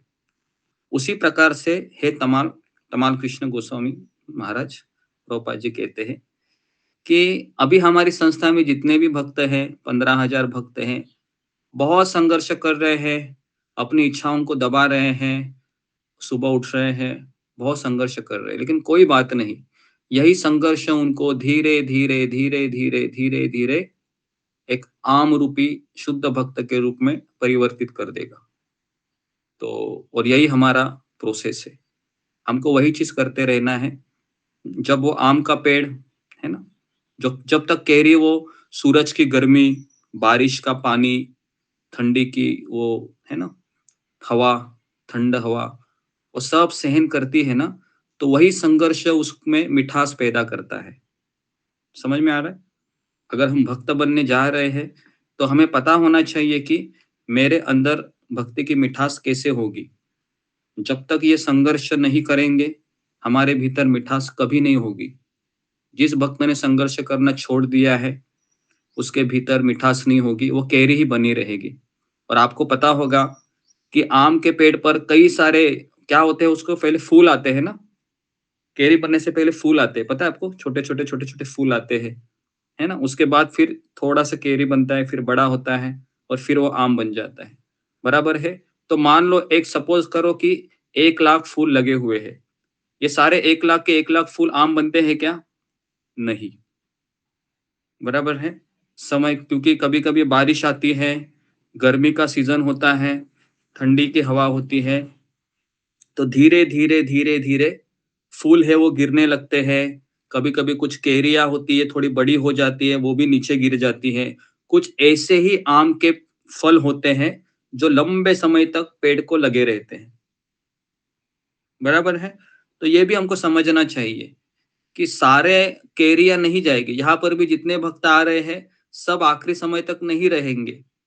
वही लोग रहेंगे जिनमें वह सहन करने की शक्ति है। नहीं तो समय के प्रभाव से वो आम की तरह नीचे गिर जाएंगे, और जब हम वृक्ष को छोड़कर नीचे गिर जाएंगे तो बताइए, क्या आम वो सड़ने लगता है या वैसे ही रहता है? मान लो चेरी वो गिर गया नीचे, तो सड़ने लगेगा ना, धीरे धीरे धीरे धीरे धीरे धीरे, है ना? उसमें कीड़े पड़ जाएंगे। सोचिए, क्या हम चाहते हैं कि हमारी भक्ति की हालत ऐसी हो? हम में से कोई नहीं चाहता है ना? तो इसके लिए क्या करना होगा? हमको किसी ना किसी हालत में लगे रहना है, किसी भी हालत में, है ना? अगर आप 1 दिन 2 दिन भी नीचे नीचे नीचे, पता है वो कैसे होता है ना? क्योंकि रोज की जिंदगी में हमें वो सूर्य की किरणें हैं। आपको पता नहीं है कि आम के पेड़ को लगे रहना इतना आसान नहीं है ना? हम जब मई महीने के, जून महीने के, जब बारिश के पहले जो आम निकालते हैं ना, उसमें बहुत मिठास होती है। देखा है आपने? कभी-कभी आम को जो निकालने वाला होता है ना, वो बारिश के 5-6 दिन पहले आम को निकालता है, पेड़ पर चढ़कर। और वो आम जब आप खाओगे ना, तो इसमें बहुत मिठास होती है। पता है क्यों? क्योंकि उसने संघर्ष करना छोड़ नहीं दिया कभी। वो रोज सूर्य की किरणें को सहन करता है। रोज वो, है ना? कभी-कभी लोग ऐसे पत्थर मारकर गिराने की भी कोशिश करते हैं, पता है आपको? आम को, लेकिन वो पत्थर वो भी खा लेता है, लेकिन नीचे नहीं गिरता। सोचिए कितना बड़ा केस स्टडी हो सकता है। तो प्रभुपाद जी का इस उत्तर में बहुत सारी चीजें हैं, है ना? तो हमारा भी ऐसा ही होना चाहिए। तो हमें भी कई लोग गिराने की कोशिश करेंगे पत्थर मार के, तो है ना, बहुत सारी चीजें होगी। लेकिन शिल प्रभुपाद जी का कहना है कि हमारी संस्था में 15,000 शुद्ध भक्त है। 15,000 शुद्ध भक्तों में से कितने भक्त आएंगे, कितने भक्त जाएंगे, ये कौन बताएगा? ये वही व्यक्ति बताएगा जो उस पेड़ को छोड़ देगा, है ना। एक बार पेड़ को छोड़ दिया तो क्या होगा? हमारा कोई अस्तित्व है? हमारा हमारा कोई अस्तित्व नहीं है। क्या होगा फिर? मान लो हमने 15 साल 20 साल भक्ति की भी होंगी, 4 साल 2 साल भक्ति की होगी, कोई बात नहीं। अगर हम नीचे भी गिरेंगे तो भगवान कहेंगे अभी इस जन्म में तुम नीचे गिर गया है, अगले जन्म में दूसरा आम का पेड़ आएगा, उसमें मैं तुमको क्या करूंगा, जिस स्टेज में तुम गिरा है ना, उससे और थोड़ा आगे का मैं तुम प्रयास करते रहो। लेकिन हमें वो पेड़ हमने छोड़ दिया, अभी वो पेड़ छोड़ गया, अभी अगला जन्म में फिर वही चीज है। ओके, तो ये एग्जाम्पल बहुत सुंदर है, मुझे ये एग्जाम्पल बहुत अच्छा लगता है। बस हमें लगे रहना है और जो हमारी 16 माला का जप है पालन करना है ना, गुरु की सेवा करते रहना है आखिरी दम तक, और धीरे धीरे धीरे धीरे फिर वो दिन आ जाएगा जिस दिन हमें जाना है। तो भक्त अपने कर्म के कारण पहले से ब्राह्मण रहता है, किंतु यह उसकी सर्वोच्च परिणति नहीं है, जैसा कि पूर्वार्ध में कहा जा चुका है। ऐसे ब्राह्मण को वास्तव में दिव्य अवस्था प्राप्त करने हेतु वैष्णव होना चाहिए। कौन मुझे बताएगा कि ब्राह्मण और वैष्णव में डिफरेंस क्या होता है, मेन डिफरेंस जो आपको समझ में आ रहा है? कोई ब्राह्मण है और एक वैष्णव है, दोनों में मेन डिफरेंस क्या हो सकता है? क्यों वो वैष्णव बन जाता है? ब्राह्मण जी फिंगर को रेज कीजिए। ब्राह्मण मतलब आप समझ में आ रहा है ना, जो निराकार स्वरूप का पूजा करता है या फिर परमात्मा के ऊपर ध्यान लगाता है। लेकिन असली ब्राह्मण जिसे वैष्णव कहते हैं वो है जो भगवान की साकार रूप में पूजा करता है। तो क्या ऐसा फाउंडेशन लाइन है दोनों के बीच में जो ब्राह्मण को वैष्णव बना देता है? जी विकास निगम। हरे कृष्ण गुरु जी, दंडवत प्रणाम। हरे कृष्णा सभी भक्तों को दंडवत प्रणाम। गुरु जी, मुझे ऐसा लगता है कि जो ब्राह्मण जो गुरु शिष्य परंपरा से जुड़ के और जो गुरु के निर्देशों को पालन करते हुए आगे बढ़ते हैं वो वैष्णव कहलाते हैं। बाकी ब्राह्मण जो आपने जैसा बताया वो निराकार और वो अपने हिसाब से सब काम करते रहते हैं। गलती हुई तो क्षमा जी ओके जी जी जी। तो ये इसका मूल उत्तर है कि वो अपने जीवन में किसी ना किसी को स्वीकार करता है ना, जो गुरु शिष्य परंपरा से लगा हुआ है, तब जाके वो वैष्णव बनता है ना। तो अभी आप लोग क्या कभी ब्राह्मण बने हैं? हमारा हमारा स्टेटस क्या है? क्या हम ब्राह्मण के एग्जाम देके वैष्णव बने हैं या किसी वैष्णव ने हमारे ऊपर कृपा करके वैष्णव बनाया है? तो दोनों में से हमारा केस क्या है? तो हमारा केस 2 नंबर का है। हम कोई ब्राह्मण नहीं है, हमको पता होता है ना ब्राह्मण मतलब क्या है, वो हमेशा उस गुणों में स्थित होता है। अभी हम सब लोग क्या कर रहे थे? 4 चीजें कर रहे थे, खाना पीना सोना बच्चे पैदा करना। उन 4 चीजों करते करते करते करते कोई एक भक्त का टेलीफोन आता है या कोई भक्त हमारे द्वार पर आकर गीता का दान करके चला जाता है या फिर कोई प्रसाद देके चला जाता है, और फिर हम इस्कॉन मंदिर में चले जाते हैं और वहां से हमारी गाड़ी शुरू होती है। हमने कोई ब्राह्मण के गुण प्राप्त नहीं किए, हम में से कोई ब्राह्मण भी नहीं है, क्योंकि ब्राह्मण बहुत ऊंची चीज होती है। तो हम कलयुग में सब शूद्र के रूप में जन्म लिए हैं, और किसी भक्त का दया हो गया, किसी भक्त की करुणा हो गई, किसी भक्त ने हमें समय दिया, और फिर अभी हम माला कर रहे हैं, है ना। तो हमारा अभी ये स्टेटस है फिलहाल। तो प्रभुपाद जी जो इस किताब में लिख रहे हैं अभी तात्पर्य में कि आ, जी कि जब तक व्यक्ति ब्राह्मण नहीं बन सकता, ब्राह्मण के गुण ना हो, तब तक भक्त नहीं हो सकता। तो इसलिए अगर आप भक्त अपने हमको कहलाना चाहते हैं तो मिनिमम हम में विनम्रता होनी चाहिए और हमारे शब्दों में मिठास होनी चाहिए। हमारे शब्द ऐसे नहीं होने चाहिए कि दूसरों के हृदय को हानि पहुंचे या दूसरों के मन को ठेस पहुंचे, है ना। तो ब्राह्मण के गुण मतलब ब्राह्मण कभी तेज नहीं बोलता है, वो तीखी तलवार नहीं चलाता है जिससे लोगों की मन को, है ना, घायल होना पड़े। ओके, तो ये लिखिए, दूसरा प्रश्न लिखिए कि जी 3 प्रकार के ब्राह्मण होते हैं। ब्राह्मण कितने प्रकार के होते हैं और वो वैष्णव कब बन जाता है? तो इसको जरा लिखिए। कितने प्रकार के ब्राह्मण होते हैं और वो ब्राह्मण वैष्णव कब कहलाता है?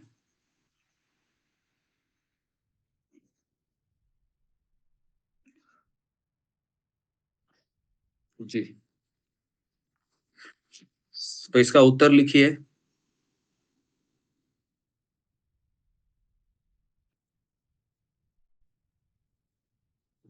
जी, तो इसका उत्तर लिखिए। पहले नंबर का ब्राह्मण होता है जो भगवान की निराकार रूप में पूजा करता है। निराकार रूप में पूजा करता है, मतलब ब्रैकेट में लिखिए ब्रह्म ज्योति की पूजा करता है। ब्रह्म ज्योति की पूजा करता है। ब्रह्म ज्योति। तो ये ब्रह्म ज्योति जब भी आता है शब्द, तो मुझे एक संप्रदाय की याद आती है। ब्रह्म कुमारी संप्रदाय सुना होगा आपने, बहुत फेमस है ब्रह्म कुमारी। जब मैं हॉस्टल में था उस समय कई लोग थे ब्रह्म कुमारी में जाते थे। तो मैंने उनको एक बार पूछा था कि आप क्या करते हैं आपकी संस्था में? तो उन्होंने कहा कि सारी लाइट बंद कर देते हैं और एक ज्योति के ऊपर ध्यान करने को कहते हैं। और तो ये ज्योति के ऊपर ध्यान करते थे। तो मैंने कहा कितना समय करना होता है? तो कहते हैं मिनिमम 1 घंटा बस। फिर उसके बाद कैसा लगता है? बोलता है बहुत फ्रेश लगता है। तो मैंने पूछा कि फ्रेश क्यों लगता है? क्योंकि हमारी आधी नींद हो जाती है।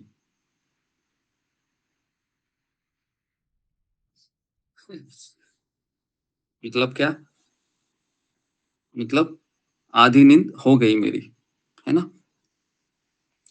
तो इतना आसान नहीं है भगवान की निराकार रूप में पूजा करना, है ना? तो ये हो गया पहली कैटेगरी। दूसरी कैटेगरी लिखिए, एक ब्राह्मण है जो भगवान की परमात्मा के रूप में पूजा करता है। ओके, ये सेकंड कैटेगरी का ब्राह्मण है, थोड़ा सा उससे एडवांस है। सेकंड कैटेगरी का ब्राह्मण है जिसको कहते हैं कि जो परमात्मा की पूजा में लगता है, अष्टांग योगी कह सकते हो उसको, ब्रैकेट में लिखिए। और पहले कैटेगरी का जो ब्राह्मण है वो कौन है? वो है ज्ञान योगी, जो भगवान की निराकार रूप में पूजा करता है। ओके, और थर्ड कैटेगरी का जो ब्राह्मण है वो है जो भगवान की साकार रूप में पूजा करता है, वो है भगवान साक्षात्कारी ब्राह्मण, भगवान साक्षात्कारी या फिर भगवान कृष्ण की पूजा में लगता है। और इसी को वैष्णव कहते हैं, जो थर्ड कैटेगरी का होता है। ओके, तो ज्ञान योगी, अष्टांग योगी और भक्ति योगी, है ना? तो अभी आप सब लोग एक तरीके से भक्ति योगी है, लेकिन हम वापस कह रहे हैं कि हमने बहुत बड़ी छलांग लगाई है। हम डायरेक्ट पशु जीवन जी रहे थे और हम डायरेक्ट कहाँ है अभी? डायरेक्ट सबसे ऊंची सीढ़ी, टॉप सीढ़ी पर हम अभी खड़े हुए हैं, है ना? तो इतना आसान है क्योंकि बीच के सारी सीढ़ी हमने स्किप की है। ज्ञान योगी, अष्टांग योगी, वहां पर भी हमारा शुद्धिकरण होता है, लेकिन हम डायरेक्ट टॉप सीढ़ी पर आए हैं। और वहां का मेंटेनेंस करना बहुत कठिन होता है हमें, बराबर है? क्योंकि हमारे अंदर गुण है क्या? वैसे हमारे अंदर कोई गुण ही नहीं है। हमें तो गुस्सा तुरंत आता है। हमारे काम, क्रोध, लोभ ऐसे हमारे ऊपर हावी हो जाते कि पूछो मत, है ना? तो हमारी ये स्थिति है अभी। क्यों ऐसा हो रहा है? क्योंकि हमने बड़ी छलांग लगाई। हमें पता होना चाहिए हम जो कर रहे हैं ना, ये सबसे टॉप चीज है। इसके लिए बहुत ब्राह्मण के गुण होने चाहिए हमारे में। तो हमारे में कोई ब्राह्मण के गुण है नहीं, तो फिर हम कैसे इसको मेंटेन करें? तो हमारे पास फिर एक ही हमारे पास फिर उपाय है। वो क्या है? वो क्या है? भक्तों के संग में चिपकते रहिए, बस, और कुछ नहीं। इसको छोड़ दिया, ब्राह्मण है नहीं हम, तो क्या मेंटेन कर पाएंगे? कुछ नहीं। तुरंत हमारा पतन निश्चित है, तुरंत, ज्यादा समय भी नहीं लगेगा। ओके, तो भौतिक अवस्था में ब्राह्मण भी बद्ध जीव होता है, प्रभुपाद लिखते हैं, क्योंकि ब्राह्मण अवस्था में ब्रह्म बोध तो हो जाता है किंतु भगवान के विज्ञान का अभाव रहता है। तो जो पहले कैटेगरी का जो ब्राह्मण है और दूसरे कैटेगरी का जो ब्राह्मण है और तीसरे कैटेगरी का जो ब्राह्मण है, तो नंबर 2 और नंबर 3 में एक आध्यात्मिक गुरु का थोड़ा सा डिफरेंशिएशन होता है। उनमें आध्यात्मिक गुरु नहीं होता है, इसके लिए वो अपने मनमानी से चलते रहते हैं, है ना। तो ज्ञान योगी, अष्टांग योगी और भक्ति योगी। मनुष्य को ब्राह्मण अवस्था को पार करके वसुदेव अवस्था प्राप्त करनी होती है ताकि वह भगवान कृष्ण को समझ सके। परमेश्वर का विज्ञान आध्यात्मिकता के स्नातकोत्तर छात्रों के अध्ययन का विषय है। मूढ़ या अल्पज्ञ मनुष्य भगवान को नहीं जान पाते, इसलिए वे अपनी अपनी सनक के अनुसार भगवान कृष्ण की व्याख्या करते हैं।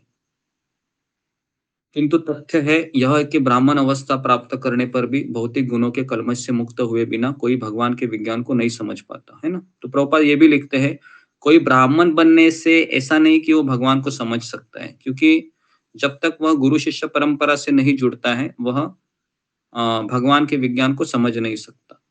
जब योग्य ब्राह्मण यथार्थ रूप में वैष्णव बन जाता है तो वह मुक्ति के प्रबुद्ध अवस्था में यह जान लेता है कि वास्तव में भगवान क्या है ना। तो इसलिए प्रशिक्षण शब्द है ये बहुत मैटर करता है। अगर आप प्रशिक्षण नहीं लेते हैं किसी के नीचे, इस्कॉन में अगर मान लो आप 10 साल से जा रहे हैं, लेकिन ना आप किसी भक्त से प्रशिक्षण लिए, ना आप कभी प्रवचन सुने, तो बस आप दर्शन करते हैं, प्रसाद लेते हैं और आप भले ही सेवा भी करते हैं, लेकिन प्रशिक्षण का अर्थ क्या है? प्रभुपाद लिखते हैं कि सुबह का 16 माला होना चाहिए, फिर मंगल आरती, नरसिंह आरती, तुलसी आरती, गुरु पूजा और भागवतम का क्लास। प्रभुपाद कहते हैं कि ये प्रशिक्षण है। ये जब आप 10 साल, 15 साल, 20 साल करेंगे तो फिर आप ऐसे प्रशिक्षित हो जाएंगे कि आप दूसरों को भी प्रशिक्षण दे सकते हैं। तो इसलिए प्रभुपाद हमेशा कहा करते थे कि मैंने ऐसे मंदिरों की निर्मित की है, तो मेरे जितने भी मंदिर है वह एक अस्पताल की तरह है। यहाँ पर हम इलाज कराते हैं। किसका इलाज कराते हैं? कि जो व्यक्ति जन्म मृत्यु के चक्र से निकलना चाहता है, जो भवरोग से पीड़ित है, उसका इलाज हम इस्कॉन मंदिरों में करते हैं। लेकिन जब हम इलाज कराते हैं तो क्या हमें पेन होता है या नहीं होता है? बताइए। पेन होता है ना, बराबर है। सुई चुभती है, अनेस्थेशिया दिया जाता है, तो सब कुछ होता है। लेकिन हम कहेंगे कि नहीं नहीं नहीं, मुझे सुई नहीं लगाओ, है ना, मेरे ऊपर कृपा करो, दया करो, तो क्या होगा? हमारा प्रशिक्षण पूरा होगा? नहीं होगा। तो बहुत सारी चीजें हैं जो हमें समझनी चाहिए कि अगर हम प्रशिक्षित होना चाहते हैं तो हमें पेन भी लेना चाहिए, हमें गोलियां भी खानी पड़ेगी, हमें एनेस्थेशिया भी लगेगा, हमको सुई भी चुभाई जाएगी, है ना, खून भी आएगा। तो क्या होगा? छोड़ना चाहिए, लगे रहना चाहिए? लगे रहना चाहिए, क्योंकि हमारा उसमें भलाई है। ओके। तो अक्सर हम जब दांत की ट्रीटमेंट कराने जाते हैं तो बहुत पेन होता है। पता है आपको? किसने दांत निकलवाया है? निकलवाया होगा ना आपने।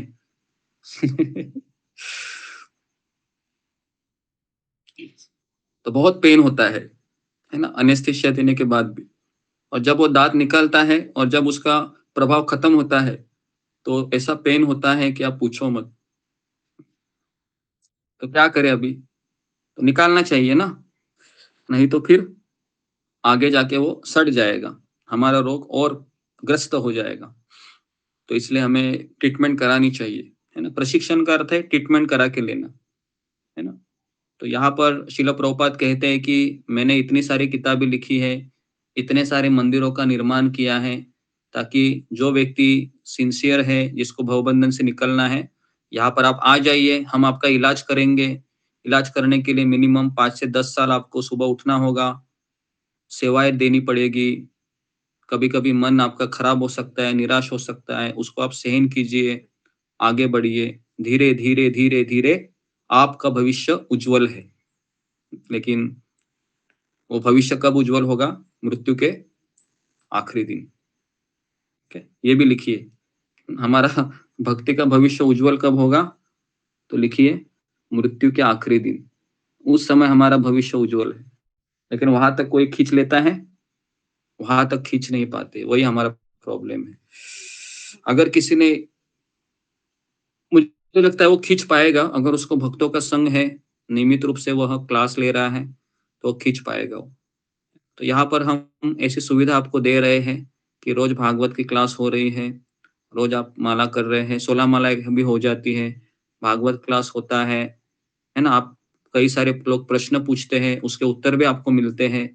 तो मुझे ऐसा लगता है कि यहाँ पर ऐसी कुछ चीज नहीं है जो हमें रोकती है। भक्ति में आगे बढ़ने के लिए। इतना सब होने के बाद भी हम कैजुअली लेते हैं भक्ति को, तो मुझे लगता है कि सबसे बड़े मूर्ख तो हम ही है ना, कि इतना सब मिलने के बाद भी फिर मैं इन सुविधाओं का लाभ नहीं उठाता हूँ, है ना। तो हमें पता होना चाहिए कि अगर भगवान कृष्ण मुझे कुछ दे रहे हैं तो भगवान कृष्ण मुझसे कुछ अपेक्षा भी रखेंगे कि मैं वो जैसा चाहते हैं वैसा मैं बनूं, है ना। बराबर है। बताइए मुझे, ज्यादा सरकार सुविधा किन लोगों को देती है? जब कोई सरकारी कर्मचारी होता है उनको सुविधा क्यों दी जाती है? इसका उत्तर पता है क्या है? क्योंकि उनके ऊपर जिम्मेदारियां भी ज्यादा होती है ना। तो अगर आपको सुविधा इतनी देर दी जा रही है लेकिन क्या आप जिम्मेदारी नहीं लेते हैं तो क्या होगा? फिर सरकार क्या करती है, वो जो सुविधा है वो निकाल लेती है ना। ओके, तो ये जो श्लोक है तो इसका हमने तात्पर्य कवर किया। तो यहाँ पर किसी का कुछ प्रश्न है तो हमने बहुत चर्चा की आज भी। जी,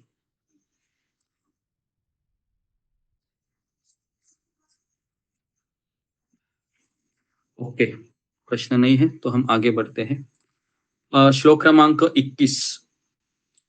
भिद्यते हृदय ग्रंथि छिद्यन्ते सर्व संशय। अभी देखिए व्यक्ति सत्वगुण में आ गया, अभी सत्वगुण में आने के बाद क्या होता है? बहुत सुंदर श्लोक है। भिद्यते हृदय ग्रंथि मतलब हृदय की जो गांठ होती है, बड़े बड़े गांठे हैं हमारे अंदर, पता है आपको? आपको पता नहीं होगा लेकिन हमारे हृदय में गांठ है। कौन सी गांठ है पता है? वो गांठ है हमारी आसक्तियों की। हमारे इस भौतिक संसार में हम जब लग जाते हैं ना, काफी सालों से हम मेहनत करते हैं चीजों को सही तरीके से ठीक करने के लिए, तो जाने अनजाने में कई सारी गांठें लगती है हमारे हृदय में। उसको कहते हैं कर्म ग्रंथि या हृदय ग्रंथि। वो हृदय ग्रंथि है, वो छिद्यन्ते मतलब खंड खंड हो जाते हैं। खंड खंड मतलब वह उसके टुकड़े टुकड़े हो जाते हैं। और कहते हैं सर्व संशय, सारे संशय है, सारे भ्रम है, क्षीयन्ते नष्ट हो जाते हैं। चस्य कर्माणि दृष्टे एवं आत्मनि ईश्वरे। और इस तरीके से मनुष्य आत्मा को स्वामी के रूप में देखता है तो सकाम कर्मों की श्रृंखला समाप्त हो जाती है। ओके, तो इसके लिए हृदय की गांठ कौन मुझे बताएगा कि हृदय की गांठ कैसे लगती है? मैंने एक बार बताया था, फिंगर को रेज कीजिए। किसी को याद है कि हृदय की गांठ किस तरह से हमारे अंदर एक के ऊपर एक? आपने गांठें देखी है? जब कोई रस्सी ले लो आप और 4 5 6 7 उसके ऊपर ही गांठ गांठ मारते जाओ, है ना, और कस के ऐसे ऐसे कस के बांध के फिर आप दूसरों को दे दो, अभी इसको खोलो जरा। खोलता है वो? खोल पाएगा नहीं, उसको कभी कभी काटना पड़ता है फिर कैंची लेके या छुरी लेके, है ना। तो बताइए, अभी हृदय की ग्रंथि है, मेरे अंदर बहुत सारे ग्रंथि है ना। अगर भगवान हमारे सामने आकर हमारा अगर, है ना, शरीर का ऐसा एक्सरे दिखाए, ऐसे कितने सारे गांठी लगी हुई हो, तो पता है हमारी क्या स्थिति होगी? हम बेहोश हो जाएंगे, इतनी सारी गांठें लगी है अंदर। जी, तो कौन मुझे बताएगा कैसी गांठ कैसी लगती है? और जी बताइए, हृदय में गांठ कैसे लगती है? जी, जुम्मा गोराई। हरे कृष्णा गुरु जी, दंडवत प्रणाम, सभी के चरणों में प्रणाम। गुरु जी, आपने पहले क्लास में बताया था कि जो स्त्री पुरुष एक संग आते हैं तो वही आसक्ति के गांठ बनते हैं, तो हमारे तभी नई आसक्ति उसी से पैदा होते हैं गुरु जी। हरे कृष्णा गुरु जी। जी जी जी, तो ये इसका उत्तर है कि गांठ कैसे लगती है। तो लिखिए, जब स्त्री पुरुष एक साथ आते हैं तो गांठ लग जाती है, बच्चे के रूप में फिर गांठ आती है वो, है ना। बराबर है। तो ऐसी कितनी गांठें लगी होंगी इसका आप कैलकुलेशन कीजिए अपने अपने जीवन का।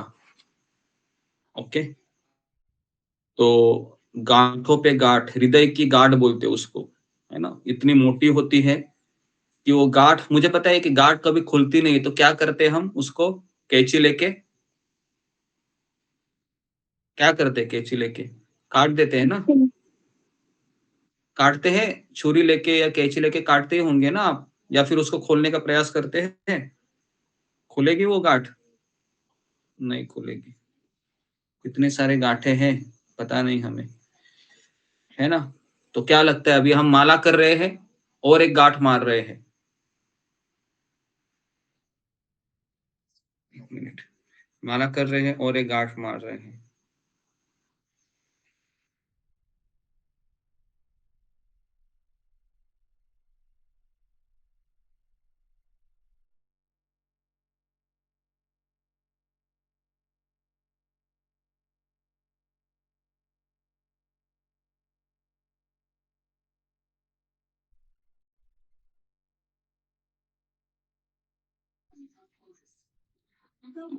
हरे कृष्ण जी। तो भगवान का वैज्ञानिक ज्ञान प्राप्त करने का अर्थ है उसके साथ ही साथ अपने आप को भी देखना। जहां तक आत्मा का रूप में जीव की पहचान की बात है, इसके संबंध में अनेक कल्पना एवं भ्रांतियां हैं। ठीक है, तो मुझे लगता है कि मैं गार्ड के ऊपर ही आज थोड़ा सा 5-10 मिनट इन्वेस्ट करता हूँ, फिर हम बंद कर देते क्लास को। तो क्योंकि ये बहुत लंबा तात्पर्य है, ये होगा भी नहीं, बहुत ज्यादा ही लंबा है, पूरा 1.5 पेज का तात्पर्य है जी। तो हृदय ग्रंथि या कर्म ग्रंथि, है ना, जैसे मान लो कि मैंने 2 व्हीलर ले लिया या नया फ्लैट लिया, है ना, तो फिर हृदय ग्रंथि कैसे निर्माण होती है, तो मैं आपको एक एग्जांपल देके बताता हूँ। ठीक है, मान लो अभी मैंने नई 4 व्हीलर ले ली BMW, ठीक है, मैं उसको लेकर आ गया अपने घर में। अभी क्या होगा पता है क्या, जैसे उस, अगर मान लो किसी ने ऊपर से आवाज दिया कि कुछ बच्चे खेल रहे हैं और उसने आपकी BMW की दीवार को तोड़ दिया, जो कांच होती है, तो क्या होगा? कौन मुझे बताएगा? फिंगर को रेज कीजिए। आपने नई नई BMW लाई है और अचानक क्या हुआ, कोई बच्चे खेल रहे थे, बॉल है वह आपके कार के शीशे को लगा और शीशा टूट गया, और अगर आपको किसी ने बता दिया तो क्या होगा? जी, फिंगर को रेज कीजिए। आवाज आ रहा है मेरा अशोक चावला प्रभु या नहीं आ रहा है? अरे गुरु जी, आ रहा है, ठीक है, ओके जी, बताइए। ओके, आप ही बताइए अशोक चावला प्रभु, क्या होगा? दुख होगा गुरु जी, क्रोध आएगा, दुख होगा। जी, दुख क्यों हुआ? वो पहले तो BMW शोरूम में थी, बराबर है ना? इस वक्त हमारे BMW पास है, कार घर में आने से पहले कहाँ थी वो? शोरूम में थी, लेकिन तो अभी कांच टूटने से उसको क्यों दुख हो रहा है? शक्ति हमारी इसमें हो गई। हाँ, स्थिति हो गई, तो पहली गांठ लग गई। जैसे आपने परचेस किया, उसको गांठ लाया, है ना? तो जिनकी अपनी जो नई कार होती है ना, वो बहुत धीमे चलाते हैं।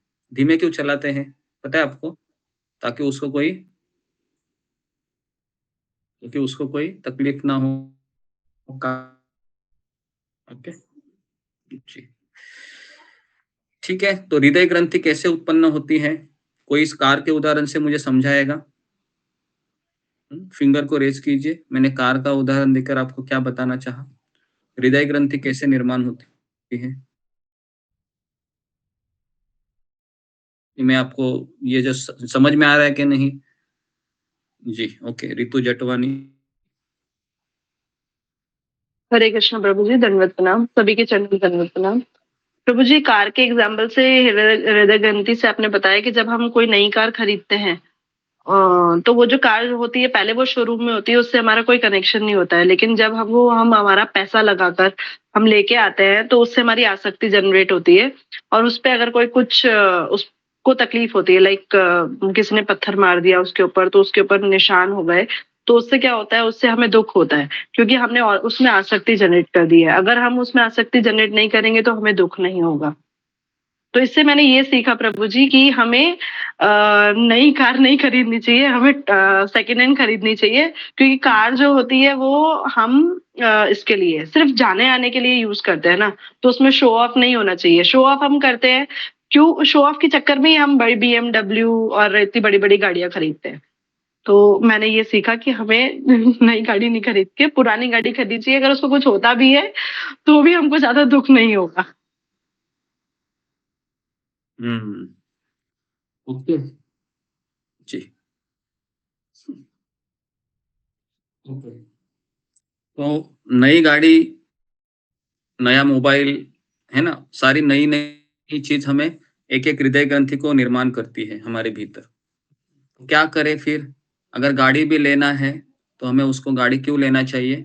ताकि मैं भगवान की सेवा में लगाऊं, भक्तों की सेवा में लगाऊं। इसके लिए आप गाड़ी ले सकते हो, अगर आपकी इच्छा ही है ज्यादा। अपने लिए गाड़ी लोगे, थोड़ी सी भी, थोड़ा सा क्रैश आ जाएगा तो हृदय पे बड़ा वार होगा। पता है? कोई भी नई चीज ले लो, कोई भी नई चीज, है ना। अगर बच्चा भी नया होता है तुरंत, तो उसको कुछ लग गया तो पूरा परेशान हो जाते हैं माता पिता। लेकिन वही बच्चा जब बड़ा हो जाता है और लगता है, तो उसको बोलते हैं कि कोई बात नहीं, थोड़ा सा दर्द होगा, है ना, 2-4 दिन में ठीक हो जाएगा। कोई भी नई चीज है वो हमें एक हृदय ग्रंथि का निर्माण करती है। ठीक है जी, तो यहाँ पर मैं रुकता हूँ। तो किसी का कुछ प्रश्न है आज के टॉपिक के ऊपर तो बता दीजिए, नहीं तो फिर हम यहाँ पर क्योंकि बहुत सारी चीजें हम चर्चा करते हैं, लेकिन उसका कुछ आपके दिमाग में भी आना चाहिए, है ना। बहुत सारा चर्चा करके कजत फायदा नहीं है। ठीक है, किसी का कुछ प्रश्न है आज के टॉपिक के ऊपर? 5 मिनट है जी। जुम्मा गोराई। कृष्ण गुरु जी दंडवत प्रणाम। सभी भक्तों के चरण दंडवत प्रणाम। तो गुरु जी आपने पहले जो बता रहे कि भक्ति कोई एक्सीडेंटल केस नहीं है, हमें कई जन्मों का अज्ञान सुख के फलस्वरूप हमें ये भक्ति लता बीज मिलते हैं। तो गुरु जी जो लोग रजोगुनी तमोगुनी होते हैं वो लोग नहीं आते हैं। तो हमें हमारा जैसे प्रभुपाद जी कहे गए हैं, हमारे जो गुरु परंपरा का लक्ष्य है कि हमें बोलना प्रचार सभी को बोलना है। अगर वो आए ना आए फिर उसका है, तो हमें बोलना सभी को है थोड़ा बहुत। और आप अपनी भक्ति को भी करना है और थोड़ा बहुत लोगों को भी बोलना है। तो आए ना आए हमें अपेक्षा नहीं करना है। तो यही है गुरुजी, हम लोग उनको तो बोल तो सकते हैं ना जी हाँ, माला करो, ये करो। जी गुरुजी, क्वेश्चन था। जी, ओके। देखिए, पहली बात है कि जो भी आप यहाँ पर प्रवचन सुनते हैं, यह अपने नॉलेज के लिए है, मेरे फायदे के लिए है। इसको मुझे जीवन में उतारना है। और कल भी मैंने इसके ऊपर बड़ा क्लास दिया कि हमें प्रेशर कुकर की तरह दूसरों को बदलने के लिए नहीं जाना चाहिए। कई बार हम प्रेशर इसके लिए लेते हैं कि हम दूसरों को बदलना चाहेंगे। हम किसी को यहाँ पर बदलने नहीं आए हैं, हम यहाँ पर अपने आप को बदलना चाहते हैं, है ना। और सामने वाला व्यक्ति बदले या ना बदले, वो मेरा लुकआउट नहीं है। लेकिन मुझे अपने आसक्तियों को बढ़ाना नहीं है, और मुझे कम से कम खर्चे में जितना हो सके अपनी सुविधाओं को मत देखिए। असुविधाएं आने पर भक्ति ज्यादा होती है, ऐसा देखा गया है। सुविधा आने पर भक्त आलसी हो जाता है। तो इसके लिए असुविधाओं में भक्ति करना सीखना चाहिए हमें। ओके जी, तो फिर ग्रंथि की गांठ नहीं बनेगी। जी जी, रितु जटवानी। प्रभु जी मेरे 2 क्वेश्चन है प्रभु जी। एक तो थोड़ा मतलब पर्सनल है, मैं पूछ लेती हूँ। मेरे हस्बैंड जो है वो हमेशा मुझे ये बोलते हैं कि मतलब जो भी हम लोग करते हैं, मतलब तुम लोग जो भी करते हो ना वो भक्ति कर रहे हो, लेकिन वो ना अप्लाई नहीं हो रही है, मतलब पूरी इन द सेंस कि हम प्रैक्टिकली अप्लाई नहीं कर पा रहे हैं। मतलब मैं मेरे लिए बोल रही हूँ, प्रभु जी ऐसा बोलते हैं। तो प्रभु जी उसमें जैसे क्रोध आ जाता है, कभी कभी कुछ आ जाता है, तो ये अनर्थ तो आते ही है, लेकिन हम भक्ति कर रहे हैं। तो इसको हम मतलब क्या बोलना चाहिए, मतलब इस चीज के लिए क्या करें? मेरे को ये चीज बहुत ये लगी कि सच में हम भक्ति तो कर ही रहे हैं, लेकिन वो प्रैक्टिकली अप्लाई नहीं हो रही है लाइफ में। तो उसके लिए अनर्थों को कैसे ठीक किया जाए? बहुत ही मतलब बहुत अनर्थ है प्रभु जी। जी जी, ये बहुत कठिन होता है कि जब हमारा पार्टनर अगर भक्त है तो उसको समझाना, समझना, उसके एक्सपेक्टेशन बहुत ज्यादा हो जाती है। तो इसमें दोनों लोगों को उतना मैच्योरिटी होना लगता है। दोनों भक्त हैं वो मैच्योर्ड होना चाहिए। इस केस में अगर एक व्यक्ति है, सबसे पहला है, अगर मैं तो आपको वही कहूंगा, अगर आपका पति है, भक्त है, तो आपको उसकी सारी बातें माननी चाहिए, भले ही आपको अच्छी लगी या बुरी लगी, वो आपका फिर प्रॉब्लम है। क्योंकि पहला तो किसी को भक्त पति मिलता नहीं है आज की तारीख में, है ना। और अगर आपको मिला है तो सब में कुछ कमियां खामियां तो सब में होती है, कोई भी शुद्ध भक्त नहीं है। और पत्नी को ज्यादा पता होता है कि मेरा पति में कितनी कमियां हैं, क्योंकि उसके साथ वो रहती है। ठीक है, तो जब वो उसकी कमियों को लेके वो देखती है ना, आपको पता है गिलास होता है, एक मिरर होता है, जितना हमेशा उसको बड़ा बड़ा दिखता है ना, एक स्पेशल मिरर होती है, ऐसे ऐसे, वो हमने साइंस में देखा था उसको। कोई भी छोटी चीज को देखना है ना, तो एक गिलास होता है ना, उसको ऐसे वो बड़ा दिखता है। तो वैसे हम किसी के जितने नजदीक जाते हैं, तो उसकी कमियां हमको बहुत बड़ी बड़ी मात्रा में दिखाई देती है। बराबर है, ऐसा एक नियम ही है। हम जिनके साथ ज्यादा समय बिताते हैं, उसके प्लस माइनस हमको पता चलते हैं। और अक्सर है वो पति पत्नी का दोनों का संबंध बहुत ज्यादा ही होता है, तो दोनों की कमियां हैं, सबको पता चलता है, और फिर उस कमियों को हम सोचते हैं कि मैं इसको कैसे स्वीकार करूं, लेकिन उसको हमको भूल जाना चाहिए।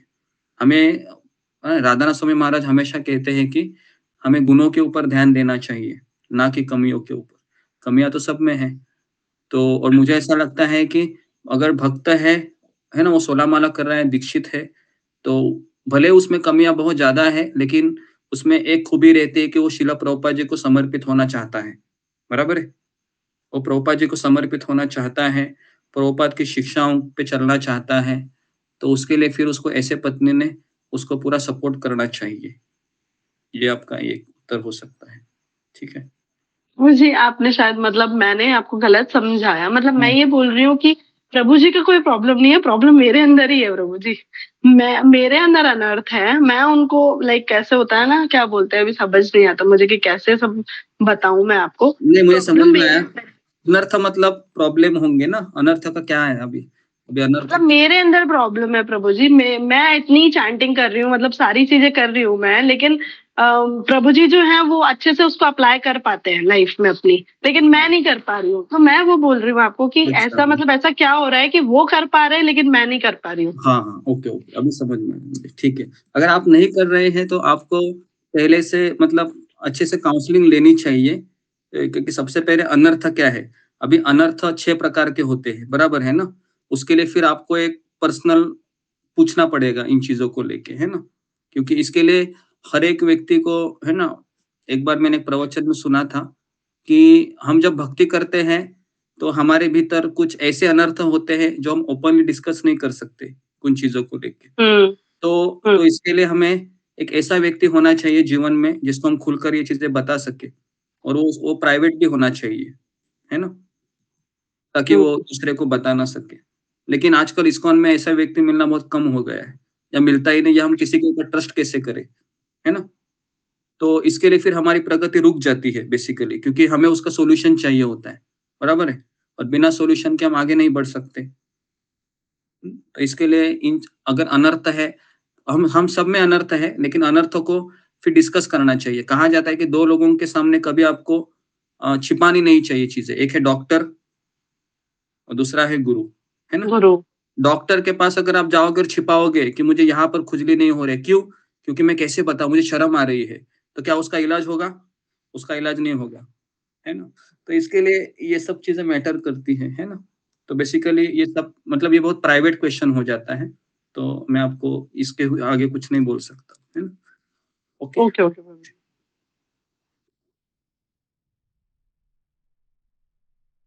और मीनाक्षी रावत, आखिरी क्वेश्चन। हरे कृष्ण गुरुजी, दंडवत प्रणाम। सभी भक्तों को दंडवत प्रणाम। गुरुजी, जैसे अभी आपने स्टार्टिंग में बताया कि हम शरीर नहीं, हम आत्मा है, लेकिन हम मतलब शरीर हमें मिला है, उसके अकॉर्डिंग जो हम काम करते हैं, तो प्रैक्टिकली हम जो कार्य करते हैं उसमें हम भूल जाते हैं कि हम आत्मा है, क्योंकि शारीरिक कार्य ज्यादा होते हैं, तो हम ये भूल जाते हैं और उसी में उलझ जाते हैं, इसी में आसक्ति हो जाती है कि अपने कर्तव्य में। तो अगर गुरुजी इससे हमें निकलना है, तो उसका भी तो एक स्तर होता है ना, या फिर हमें कैसे पता चलेगा कि हम उस स्तर पे हैं? क्योंकि अगर हम यहाँ से निकलना चाहते हैं और हमारे मन में 100 चीज़ें आ रही हैं, तो इसका मतलब हमारी आसक्ति अभी है, तो हम नहीं निकल पा रहे। तो क्या वो स्तर आता है, या फिर हमें गुरु महाराज से के कहें? जी, महाराज कहते हैं कि जब भी हम कोई भी कार्य शुरू करते हैं, तो हमें प्रार्थना करनी चाहिए भगवान से कि भगवान, ये मैं कार्य करने जा रही हूँ, तो शायद मेरी भावना आप में नहीं रहेगी उस समय तक, लेकिन मैं आपसे प्रार्थना करती हूँ कि मेरी चेतना है वो बनी रहे, है ना? और जब वो कार्य खत्म होगा, तो खत्म होने के बाद भी हमें प्रार्थना करनी चाहिए कि धन्यवाद भगवान कि आपने मेरी चेतना को बनाए रखा। तो ये तो हम जरूर कर सकते हैं। और इसका हमको अभ्यास करना चाहिए। ठीक है, तो नहीं, ये हमारे हाथ में है। अगर हम जी। इन चीजों से निकलना चाहते हैं तो विचार आपने कहा कि निकलेंगे थॉट नहीं, हम अपने कर्तव्य से निकल नहीं सकते, हम अपनी चेतना को उसको कृष्ण के केंद्र में रखकर कर सकते हैं। हम कैसे निकल सकते हैं किन चीजों से? निकलने का अर्थ है कि उन चीजों को तो हम छोड़ नहीं सकते, लेकिन उन चीजों को हम भगवान के केंद्र में रखकर उन चीजों को हम कर सकते हैं। ठीक है? ओके। रीना गंगवार जी। हरे कृष्णा प्रभु जी, दंडवत प्रणाम। प्रभु जी, कभी-कभी ऐसे से हम भक्ति कर रहे होते हैं तो हमको ऐसे लगता है कि हम अच्छे से जपा कर रहे हैं, अच्छे से रीडिंग कर रहे हैं, हीलिंग कर रहे हैं। तो इसमें भी हमको पता नहीं लगता कि अहंकार आ जाता है। एक स्टोरी मैंने सुनी है प्रभु जी की, एक ब्राह्मण थे जिन्होंने पूरे जीवन में अपने वो गायत्री करते थे और एक बार वो बहुत थके हुए थे तो वो सो गए, तो एक व्यक्ति आता है उनको उठाता है, "उठो तुम्हारा गायत्री का टाइम हो गया।" तो वो कहते धन्यवाद देते, फिर पूछते तुम कौन है? तो वो कहता है कि मैं कली हूँ। तो वो व्यक्ति कहते हैं कि आप कली हो तो कली का तो काम है कि हमेशा लोगों को नीचे गिराना, गलत काम सिखाना। तुमने मुझे बोले कि क्योंकि तुमको इसका अहंकार है कि तुम गायत्री करते हो, तो तुम्हारा वो अहंकार ना टूट जाए इसके लिए मैं उठा रही हूँ। तो प्रभु जी, हम कैसे समझेंगे कि जो हम भक्ति कर रहे हैं उसमें हमारे अहंकार नहीं है और हम ठीक से कर रहे हैं? तो उसको हम कैसे समझेंगे प्रभु जी? एक्चुअली जो अहंकार है वो तभी हमारा ऊपर आता है जब हम 2 लोगों के साथ एक सेवा करते हैं। अगर हम अकेले कर रहे हैं तो समझ में नहीं आता है कि ये मेरा अहंकार है या क्या है। जैसे कि मान लो आप मंदिर जा रही हो और वहाँ पर 4 माताजी बन मिलकर एक गार्लैंड बना रहे हैं, या गार्लैंड की सेवा है। तो वहाँ पर हमको पता चलता है कि अगर कोई माताजी हमको ये कह रहे हैं कि ये माताजी ने अच्छा गार्लैंड बनाया है, तो फिर हमें क्या लगता है? हमारी भावनाएँ क्या होती है? क्या हम उससे संतुष्ट होते हैं, खुश होते हैं, या हमारे में ईर्ष्या आती है? समझ में आ रहा है? तब जाके हमको पता चलता है कि मैं मेरे अहंकार के लिए मैं माला ब कभी-कभी महाराज कहते हैं कि हम मंदिर में सेवाएँ करते हैं, लेकिन हम अक्सर सेवा हमारे अहंकार की करते रहते हैं वहाँ पर, भगवान की नहीं होती है ना? मैंने बनाया हुआ हार अगर राधा रानी के हाथ में है, तो वो देखकर मुझे बहुत आनंद आता है। क्यों? क्योंकि मैंने बनाया उसको। लेकिन अगर वही हार अगर किसी माताजी ने बनाया है और अगर उसका हार वहाँ पर अच्छा दिख रहा है, और अगर आपका हार कहाँ पर है? आपका हार रिजेक्ट हो गया है, मान लो, तो आपको उन्होंने बनाया हुआ हार देखकर भी आपको प्रसन्नता आनी चाहिए। उसको कहते हैं फिर हम अहंकार की सेवा नहीं हो रही मेरी। ये बहुत सूक्ष्म है ये। ये कोई आपको समझाएगा नहीं मंदिर में। कोई नहीं समझाएगा। हमें लगता है कि मैंने बेस्ट किया है, मैं और पता है हमको सैटिस्फैक्शन क्यों मिलता है मंदिर में? क्योंकि हमें लगता है कि मैंने भगवान के लिए कुछ तो किया अभी, है ना? एक्चुअली हमने कुछ किया नहीं होता है, हमें लगता है कि मैंने कुछ किया है, लेकिन उससे भी अगर आपको सेवा में आनंद आना चाहिए, तो आप उन लोगों को एप्रिशिएट कीजिए जो आपके साथ काम करते हैं। तो देखो फिर आपको ऐसा लगेगा कि ये सेवा ये गोलोक वृंदावनी है ना? जहाँ पर मैं सेवा करने जा लेकिन अक्सर वो लेडीज़ में एक सबसे बड़ा ड्रॉबैक है कि उसमें ईर्ष्या बहुत जल्दी जन्म लेती है। लेडीज़ का मैं बोल रहा हूँ। जेंट्स में ईगो बहुत ज़्यादा जल्दी जन्म लेता है। ये दोनों का ड्रॉबैक है। और इसके लिए कई लेडीज़ जब एक साथ काम करती है ना, तो इसके लिए ऐसा बताया गया है, कई लेडीज़ एक साथ नहीं ज़्यादा समय रह सकती है। पता है? ज़्यादा समय रहेगी तो फिर इधर का उधर, उधर का इधर, कभी-कभी सेवा करते-करते भी अजीब ही बातें होने लगती हैं। ये भी देखा गया है, पता है? तुम्हारी सास ने क्या किया, मेरी सास ने क्या किया, और साथ में वो सुई में फूल भी वो जा रहे हैं। राधा रानी के लिए गार्लैंड बन रहा है। तो ऐसी चेतना से फिर क्या होगा, है ना? तो इसके लिए एक एक प्रशिक्षण होना चाहिए, है ना? जब भी हम सेवा में जाते हैं तो सबसे बेस्ट है आप कान में ईयरफ़ोन लगा के अपनी सेवा कीजिए। सबसे कान में, ताकि आपका चेतना अच्छे से बना रहे। बेस्ट है। ओके, ठीक है, तो तो यहाँ पर प्रभु जी अगर प्रभु जी यहाँ पे प्रभु जी अगर ऐसा होता है तो हमें फिर जिसके प्रति ईर्ष्या है उसका हमको ग्लोरिफिकेशन करना चाहिए, राइट? हाँ, हाँ, हमें उनकी स्तुति करनी चाहिए, और सबसे बेस्ट है जब भी आप सेवा करते हैं ना, अपनी सेवा को आप भूल जाइए। जो लोग दूसरे लोग सेवा कर रहे हैं ना, उनको आप एप्रिशिएट कीजिए। अपनी सेवा को आप ज़्यादा महत्व मत दीजिए। प्रॉब्लम क्या होता है हमारा, हम अपनी सेवा को वहां पर ज्यादा ही एकदम ऊपर चढ़ा कर बोलते हैं कि देखो मैंने कितना आज अच्छा बनाया है, मैंने आज कितना अच्छा किया है। तो हम लोगों के मुंह से अपनी ग्लोरी सुनना चाहते हैं at the end of the सेवा, है ना। लेकिन ऐसा नहीं होना चाहिए। हमें अपने मुख से दूसरों की ग्लोरी गानी चाहिए कि मैं तो इतनी अच्छी नहीं हूँ, आप कितना अच्छा बनाते हो। तो ये वैष्णव एटीट्यूड है, ये होना चाहिए, तब जाके वो सेवा बहुत रंग लाती है। तो इस तरीके से माहौल होना चाहिए। ओके, ठीक है, तो यहाँ पर मैं रुकता हूँ। आप सबका बहुत बहुत धन्यवाद। शिला प्रभुपाद की जय, गुरुदेव की जय। हरे कृष्ण, हरे कृष्ण। हरे